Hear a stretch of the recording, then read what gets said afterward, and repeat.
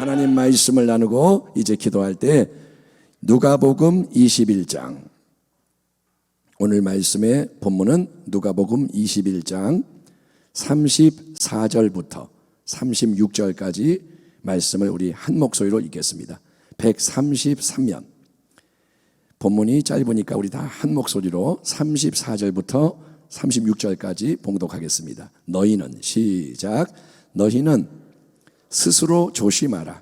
그렇지 않으면 방탕함과 술 취함과 생활의 염려로 마음이 둔하여지고 뜻밖의 그날이 덫과 같이 너희에게 임하리라. 이 날은 온 지구상에 거하는 모든 사람에게 임하리라. 이러므로 너희는 장차 올 이 모든 일을 능히 피하고 인재 앞에 서도록 항상 기도하며 깨어 있으라 하시니라. 아멘. 아멘 합시다. 아멘. 오늘 말씀의 제목은 너희는 스스로 조심하라, 깨어 있으라, 이런 제목으로 하나님 말씀을 나눠보겠습니다. 성도 여러분, 저한테 이상한 문자가 온 적이 있었습니다. 근데 그 내용이 대충 이랬던 것 같습니다. 아빠, 나 지금 핸드폰 망가져서 어쩔 수 없이 다른 친구 핸드폰으로 연락하는 건데 제발 이렇게 저렇게 도와줘. 갑자기 아빠, 그리고 문자가 온 거예요. 그걸 딱 보는 순간 저는 느낌이 왔습니다. 아, 이거 보이스 피싱이구나. 딱 느낌이 왔어요. 지금 누가 나 속이려고 그러는구나. 이 문자가 내 딸이 보낸 게 절대 아니구나. 딱 알았어요. 왜냐?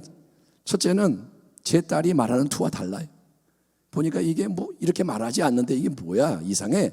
두 번째는 제가 이런 사기 행각, 아빠 이러고 이제 문자가 온다는 것을 그 전에 들어서 알고 있었기 때문입니다. 어디선가 그걸 봤는데 이게 딱 오니까 이게 그거구나 알아차린 거예요. 여러분, 아무것도 모르고 있으면 꼬임 당하기가 쉽습니다. 아멘. 또 알고 있더라도, 들었어도 그거를 잘 숙지하지 않고 체득하지 않고 있으면 갑자기 훅 공격이 들어올 때 넘어갈 수가 있는 거예요. 알고는 있었는데 까먹을 수 있어요. 그래서 신앙적인 면에서 지금 참으로 중요한 것이 뭐냐? 영적으로 깨어 있도록, 아멘. 영적으로 깨어 있도록 훈련을 받고 잘 준비하는 거예요. 아멘. 지금은 배워야 되고 훈련해야 되고 지금은 좀 힘들어야 돼요. 지금 편하게 있으면 안 되는데. 누가복음 21장에서 예수님은 그 눈앞에 우뚝 그 당시에 서 있는 예루살렘 성전이 무너질 것을 예고하십니다. 제자들이 와, 예수님 이 성전 웅장해요, 대단하죠? 그러니까 예수님이 이 서 있는 성전, 눈앞에 있는 성전을 바라보시면서 이것이 이제 무너질 것이다 예고하면서 마지막 때에 대한 가르침을 주시는 겁니다. 마지막 때, 계속 마지막 때를 말하는데 이거는 만물의 주관자 하나님, 모든 것을 창조하시고 이끄시는 하나님이 이 세상의 역사를 이제 끝내려고, 세상의 역사를 끝내기 위해서 모든 것을 예수님의 다시 오심을 향해 급격히 움직이시는 역사의 가장 중요한 때, 마지막 때는 짧은 순간에 많은 근본적인 일들이 바뀌는 때, 시간이 많지 않고 하나님이 다 이제 정리하시는 거예요. 예수님은 2000년 전에 아기 예수로 이 세상에 처음 오셨고 33년의 인간의 삶을 사시고 죽으시고 부활하시고 승천하셨습니다. 예수님은 이 땅에서의 사역을 마치고 하늘로 오르셨습니다. 그 예수님이 마지막에 하나님 정하신 때에 영광의 주님, 심판의 주님으로 다시 오신다. 이게 재림인 거예요. 아멘. 주님의 약속 중에 남아있는 약속이 재림의 약속인 거예요. 예, 그 재림이 여러분 언제 이루어질까요? 그 시점은 아무도 정확히 몇 년도 몇 월 며칠 몇 시라고 말할 수 없는 하나님의 비밀입니다. 재림의 시점은 하나님의 비밀이에요. 예수님도 모른다 그랬어요. 나도 몰라. 그러니까 알려고 그러지 마.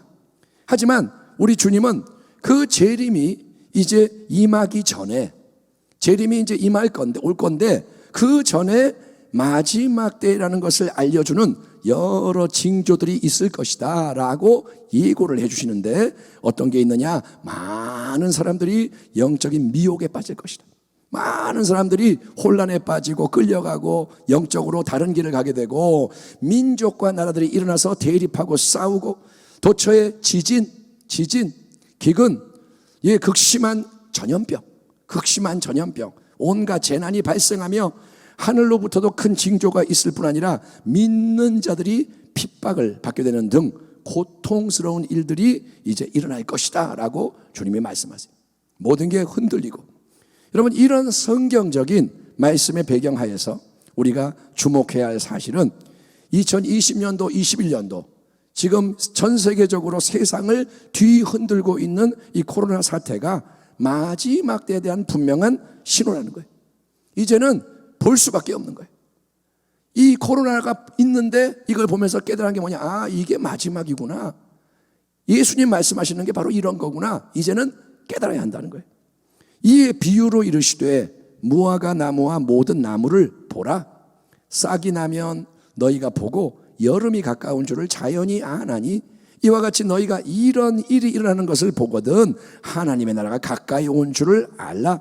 내가 진실로 너희에게 말하노니 이 세대가 지나가기 전에 모든 일이 다 이루어지리라. 천지는 하늘과 땅은 없어지겠으나 내 말은 없어지지 아니하리라. 아멘. 이렇게 분명한 말씀들이 성경에 기록이 되어 있고 시대에 많은 징조들이 보여지고 있지만 많은 사람들은 여러분 오늘 오래전에 노아의 때와 같이 하나님이 예고하시는 모든 일에 대해서 별로 관심이 없고 여러분 너무나도 아니라는 것이 눈앞의 현실 상황입니다. 여러분 세상은 하나님 말씀에 대해서 관심도 없고 아니래요. 주님은 오신다 그러는데 세상은 그게 뭔지도 모르고 아니래요. 왜일까요? 왜일까요? 바로 오늘 그 이유가 누가복음 본문에 명확하게 제시되어 있습니다. 34절에 뭐라고 되어 있느냐? 너희는 스스로 조심하라. 그렇지 않으면 방탕함과 술 취함과 생활의 염려로 마음이 둔하여지고 뜻밖의 그날이 덫과 같이 너에게 임하리라. 성경은 우리 인생에 대해서 한 사람 한 사람의 삶 전체를 결정하고 움직이는 가장 중요한 게 바로 우리의 마음이라고 그렇게 알려줍니다. 잠언 4장 23절은 마음이 바로 생명의 근원이다 이렇게 말씀합니다. 아멘. 우리가 살아있어요. 근데 뭐가 우리를 움직이느냐? 마음이 움직이는 거예요. 아멘. 마음이 핸들이 있고 운전수가 앉아있는 자리, 그래서 자동차를 운전하듯이 마음이 운전하는 대로 인생이 가는 겁니다. 그런데 예수님은 마지막 때가 될 때 잘못하면 우리의 마음이 둔하여지는, 그러니까 마음이 무감각해지고 마음이 어두워지고 굳어지는 일이 일어난다고 경고하시는데, 마음을 둔하게 어둡게 딱딱하게 만드는 것으로는 두 가지를 강조합니다. 첫째는 뭐냐? 방탕함과 술 취함, 육신의 정욕, 안목의 정욕, 이생의 자랑. 요한일서에 나오는 이 세 가지는 우리를 눈에 보이는 이 세상으로 끌어당기는 힘입니다. 육신의 정욕이 끌고 가고, 안목의 정욕이 끌고 가고, 이생의 자랑이 세상으로 끌고 가요. 먹음직하고 보암직하고 지혜롭게 할 만큼 탐스러워 보였던 멋진 과실이 에덴 동산의 선악과입니다. 하나님이 따먹지 말라 하셨으나 그 강력한 정욕, 육신의 정욕, 먹음직하고, 안목의 정욕, 보암직하고, 이생의 자랑, 지혜롭게 할 만큼 탐스러운, 이것이 여러분 세상에 보이는 것을 좋아하게 만드는 거예요. 하나님이 하지 마 그러면 안 하면 되는데 먹고 싶네, 보고 싶네 더, 그리고 지혜롭게 할 것 같네, 좋아 보이네, 그래서 그것을 추구하게 하는데 그 힘, 정욕의 힘을 따라가면 쾌락 속에서 방탕하게 되고 여러분 세상의 술, 세상의 풍조에 취해서 비틀비틀 거리게 되는 것입니다. 적외선이 강하고 또는 미세먼지가 심할 때 여러분 밖에 나가면 비록 당장은 눈에 안 보이고 잘 몰라도 그 안 좋은 영향을 고스란히 받을 수밖에 없는 겁니다. 적외선이 비쳐요, 나갔어요, 그대로 쐬는 거예요. 그리고 미세먼지 많은데 나갔어요, 안 보이는데 다 마시는 거예요. 그러면 영향을 받게 돼 있어요. 마찬가지로 급변하는 이 세상의 풍조, 핸드폰이 계속 새로운 게 나오고 기술이 바뀌고 지금 세상 막 정말 과거에 100년 걸릴 게 이제는 뭐 1년 만에 막 이루어지는 거예요. 세상이 팍팍팍 돌아가는데 그 세상의 풍조에 아무 생각 없이 노출돼서 그것이 주는 좋은 것에 동참하다 보면 온갖 방탕함과 술 취함이 넘쳐납니다. 노골적으로 여러분 술을 마시고 취하고 막 추태를 부리고 음란하게 사는 그런 막가는 삶도 있겠지만, 그렇지 않고 적당히 내가 즐기는 것 같아도 영적으로 볼 때는 뭐냐? 방탕한 것이고 술 취한 모습이 되는 거예요. 하나님이 보실 때는 뭐냐? 방탕한 자, 술 취한 자가 되는 거예요. 나는 그래요. 뭐 술 한 잔 마시고 조금 하는 거는 뭐 가볍게 하는 거는 괜찮지. 아니요, 당신은 순결을 잃어버리는 거예요. 이 점을 명심하십시오. 우리가 보고 듣고 접하는 게 다 우리 안에 들어옵니다. 이거를 한번 잘 생각해 보세요. 내가 보는 거 다 들어오는 거예요. 듣는 거 다 들어오는 거예요. 접하는 거 다 들어오는 거예요. 그리고 그 들어온 거는 계속 쌓여요. 들어오면 쌓여요. 그리고 결국 나 자신이 되는 거예요. 보면, 들으면, 만지면 들어와요. 쌓여요. 그게 내가 되는 거예요. 세상 드라마 재밌어요. 보면 자꾸 더 보게 돼요. 그래야 안 그래요? 아예 안 보면 안 봐요. 근데 보기 시작하면 더 보게 돼요. 매니아가 되는 거예요. 또 세상 노래를 들어요. 여러분, 교회 안에서는 찬송이 들려요. 근데 밖에 나가면 세상 노래가 들려요. 내가 안 듣기 싫어도 음악이 나와요. 그래서 듣는 거예요. 세상 친구들 함께하면 그게 여러분 자꾸 마음에 영향을 미치는 건데, 우리는 이런 자명한 사실에 대해서 별로 의미를 두지 않고 하루하루의 삶을 더해가고 있는 게 문제입니다. 보는 게 들어오는데 생각 안 해요. 계속 들어오는데 그냥 받으면 사는 거. 이게 문제라는 거예요. 두 번째는 우리의 마음을 둔하게 하는 또 다른 위험 요소가 뭐냐? 예수님은 그게 바로 생활의 염려다라고 말씀하십니다. 매일 이 세상 살아가는 우리 앞에 수시로 많은 문제와 어려움이 다가옵니다. 그렇죠? 무엇을 먹을까? 엄마들은 그러잖아요. 점심 먹고 저녁에 또 뭐 먹지? 뭐 그냥 아무거나 먹으면 되는데 엄마 입장은 요리를 또 해야 되니까. 또 뭘 마실까? 뭘 입을까? 가장 기본적인 의식주의 문제로부터 시작해서 인간관계의 문제. 저 사람이 날 힘들게 해. 아이고, 이 사람 생일인데 뭐 해줘야 되나? 또 뭐 건강의 문제. 아이고, 몸이 요즘 이상해. 그리고 재정의 문제, 자녀 문제. 자식을 낳으면 자식의 모든 게 또 문제죠. 걱정거리죠. 주어진 일의 문제, 또 미래의 문제, 노후의 문제, 수많은 문제들 앞에서 우리는 생활의 염려에 빠지게 됩니다. 염려는 내가 문제의 짐을 지고 어떻게 해야 하나 허덕이는 것입니다. 염려는 뭐다? 내가 문제를 끌어안고 있는 거예요. 인생의 짐이 얼마나 많아요. 문제가 얼마나 많아요. 그게 얼마나 무겁습니까? 그 문제의 짐을 내가 지고 자꾸 짓눌리니까 지금도 힘든데 자꾸 더해지는 거예요. 그러니까 피곤하고 지치고 짜증나고 답답하고 어쩌면 겨우 살아가는 거예요. 아침에 눈을 뜨면 오늘은 또 어떻게 사나? 이게 인생인가? 이러려고 태어났나? 살아도 사는 게 아니고 지겨운 거예요. 그래서 지겨우니까 세상의 방탕함과 술 취함을 추구하게 되는 거예요. 뭐 좀 재밌는 거 없나? 맛있는 거 없나? 그래서 도피하려고 그러고. 근데 그렇게 하면 해결되는 게 아니라 생활의 염려와 무게는 더 커지고 무거워지고 악순환의 연속인 거예요. 그렇게 여러분 세상 것에 취해서 방탕하고 술 취하거나 아니면 생활의 염려에 묶여서 짓눌릴 때 예수님은 우리 이 마음에 아주 무서운 일이 일어난다고 진단하시는데, 그게 뭐냐? 우리의 이 마음, 생명의 근원인 마음이 세상의 힘의 지배를 당함으로 영적으로 둔해지고 마는 거예요. 마음이 영적으로 둔해져요. 영적으로 둔해지면 어떻게 되냐? 이 마음이 하나님 주시는 영적 자극에 반응을 못하는 거예요. 한번 따라합시다. 둔해지면 반응하지 않는다.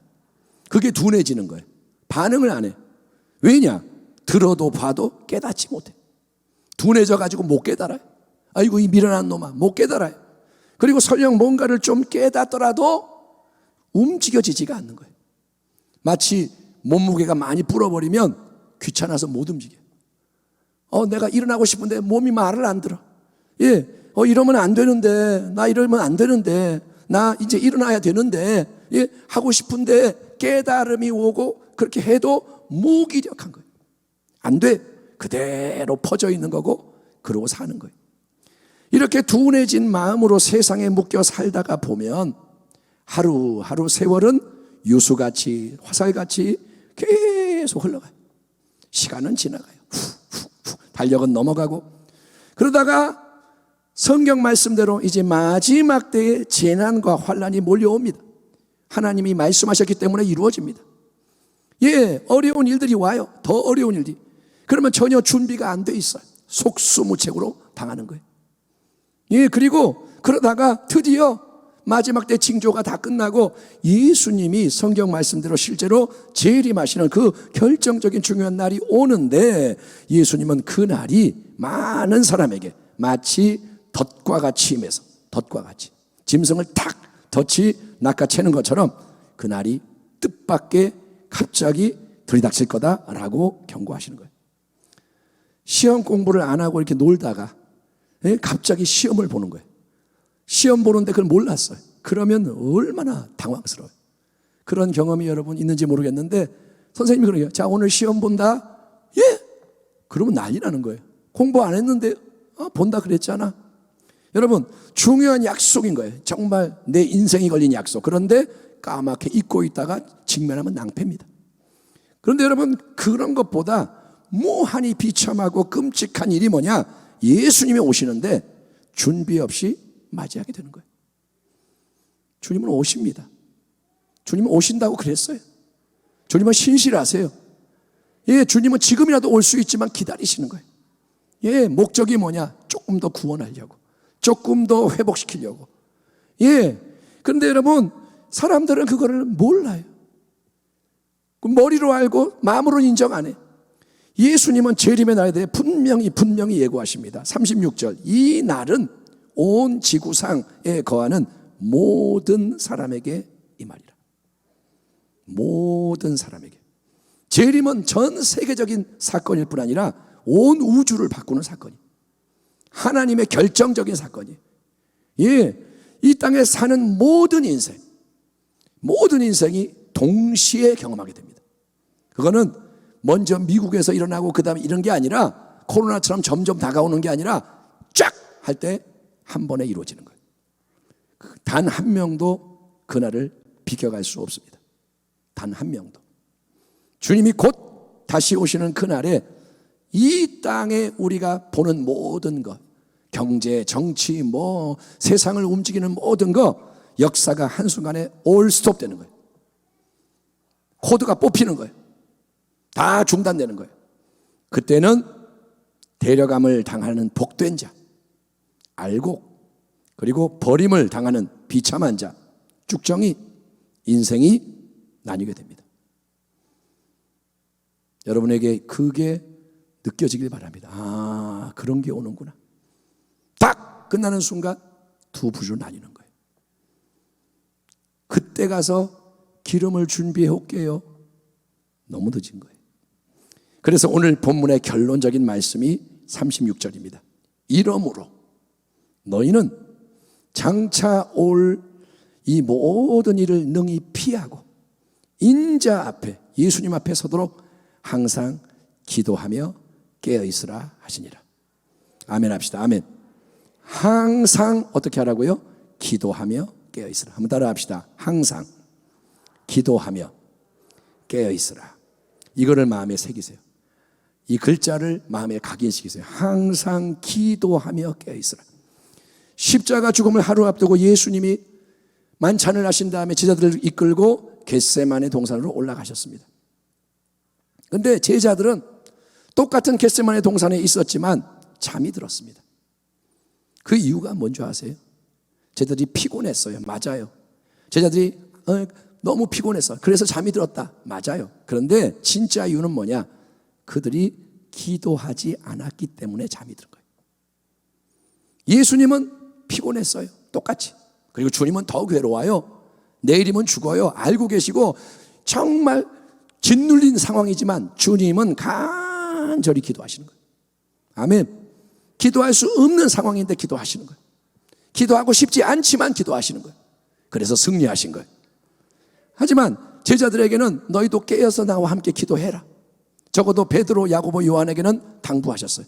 너희는 나와 함께 기도해야 한다. 너희는 내가 특별히 사명을 크게 준 자들이니 내 옆에서 깨어서 기도해라. 나는 너희의 기도가 필요하다. 너희도 스스로를 위해 기도하고 나를 위해 기도해라 했을 때 제자들은 기도를 하지 않았기 때문에 졸음이 밀려왔고, 그래서 잠에 굴복한 거예요. 졸음이 와서 기도를 못한 게 아니고 기도를 안 해서 졸음이 온 거예요. 그리고 잠에 빠진 거예요. 영적으로 마음이 둔해지는 것은 달리 표현하면 뭐냐? 잠에 빠지는 거예요. 마음이 둔해지는 게 뭐냐? 잠자는 거예요. 세상 살이는 아주 밝아요. 어떻게 하면 돈을 벌고 어떻게 하면 이렇게 잘 되고 요즘 뭐가 이렇게 유행이고, 세상살이에 밝아도 영적으로 무감각한 자들이 많아지는 시대입니다. 교회 안에도 세속주의가 막 들어와 있어요. 인본주의, 혼합주의, 팽배. 그래서 인간의 소리가 교회 안에 가득하고 세상의 소리가 넘쳐나요. 하나님의 말씀을 말하고 행해야 되는데 교회에서 세상의 소리를 따라하는 거예요. 영적으로 깨어있는 비결은 뭐냐? 기도하는 것입니다. 기도해야만 깨어나요. 기도해야만 깨어 있을 수 있습니다. 아멘. 자다가 깨는 게 뭐냐? 기도하는 거예요. 기도하면 잠이 안 들어요. 그래서 성경은 항상 기도하라고 명령합니다. 우리의 마음이 계속 하나님을 향하라는 거예요. 그게 기도라는 거예요. 아멘. 꼭 여러분이 주여 그러고 뭐 바바바바 이렇게 해야 기도하는 게 아니고 내 마음이 하나님을 향하는 게 기도예요. 아멘. 그러니까 항상 하나님을 향하라는 거예요. 마음이 먹을 때도 하나님, 잠잘 때도 하나님, 그게 기도하는 거예요. 그렇게 기도를 하되 특별히 지금 이 시점에서 2021년도 끝자락에서 요구되는 시급한 기도는 참되게 회개하는 기도인 것을 믿으시기 바랍니다. 여러분 이 여러분 제 손이나 여러분 손에 먼지나 안 좋은 게 지금 보여요, 안 보여요? 안 보여요. 손 깨끗하네, 뭐 까만 거 그런 거 없네. 그런데 여러분 이게 깨끗할까요? 아니요. 여기 많이 묻어 있어요.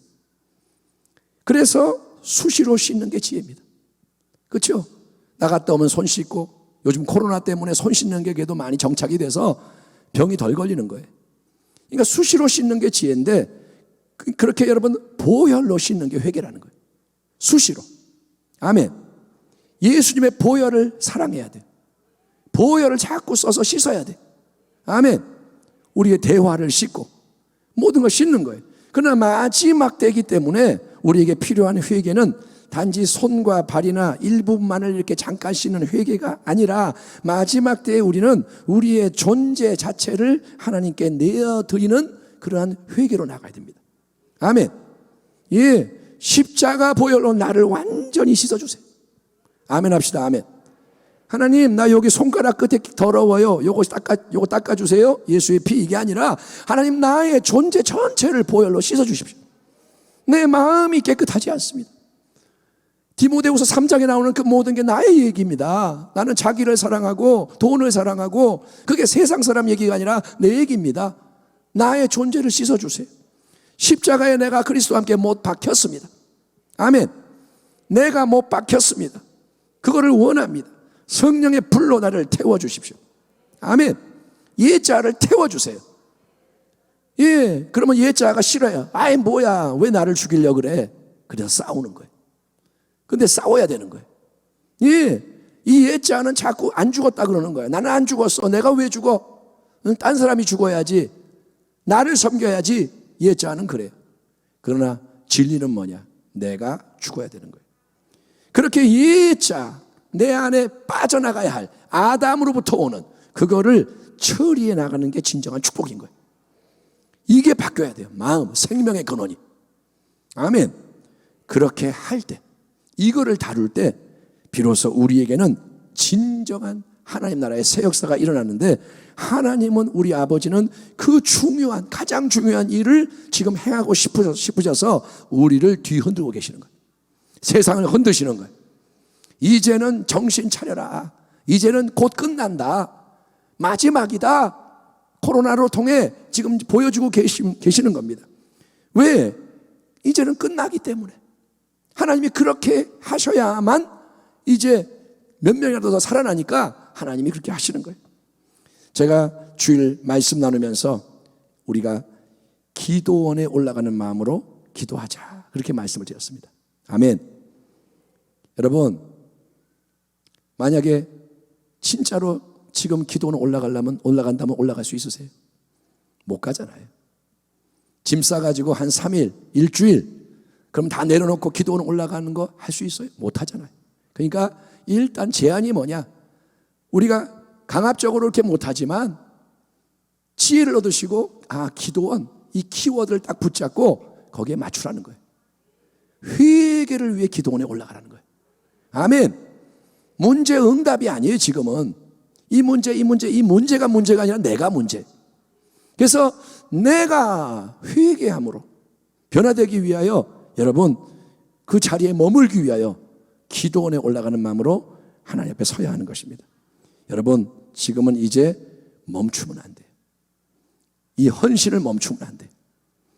이 말씀을 전하지만 듣기만 하는 자가 있고 행하는 자가 나뉠 겁니다. 조금 하다가 그만두는 자가 있고 끝까지 가는 자가 있을 거예요. 하나님은 보고 계세요. 그게 우리의 싸움입니다. 그게 이 순간 우리의 숙제입니다. 오늘 이 예배에서도 우리는 그 싸움을 할 거예요. 아멘. 저는 계속해서 이 말씀을 전하는 겁니다. 왜? 하나님의 말씀이기 때문에. 교회를 깨우기 원하기 때문에. 여러분, 이렇게 설교하는 거 저 힘들어요. 그런데 그게 문제가 아니에요. 예, 목사님 맨날 회개하라 그러니까 싫어요. 그러면 당신은 위험해요. 세례 요한이 말씀을 전할 때 싫어하는 자는 싫어해요. 그러나 들을 귀 있는 자는 듣는 거예요. 여러분이 듣는 자 되길 바랍니다. 행하는 자 되길 바랍니다. 지금은 회개할 때입니다. 깨어서 기도하고 주님 오실 것을 기대하고, 그래서 예수님이 커지고 세상은 작아지고 주님은 커지고 우리가 속에서 성령의 역사에서 마라나타 외칠 수 있는 주님의 오심을 기다립니다. 그 영광을 위해 살아갑니다. 주님을 위해 살겠습니다. 이 변화가 우리에게 일어나기를 주의 이름으로 축원합니다. 하나님 감사합니다. 오늘 우리가 나눈 이 말씀대로 또 기도하겠사오니 계속 이 불을 켜고 지피고 나가게 하여 주옵소서. 원수는 불을 끄려고 하겠죠. 주님은 불을 계속 키워 주시옵시고 한 명 한 명이 예수님 안에서 깨어나서 예수의 재림을 위해 살아갈 수 있도록 우리를 도와주시옵소서. 예수님의 이름으로 감사하며 기도하옵나이다. 아멘.